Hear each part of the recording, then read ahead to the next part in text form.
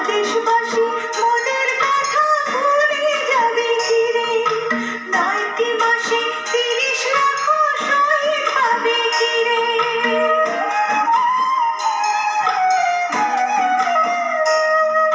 স্বদেশবাসী মনের কথা ভুলে যাবে কিরে, ৯টি মাসে ৩০ লাখ শহীদ হবে কিরে। জীবন দিব বলে মাথায় কাপড় পরেছি যে ৭১-এর ১৬ই ডিসেম্বরে, ৭১-এর ১৬ই ডিসেম্বর।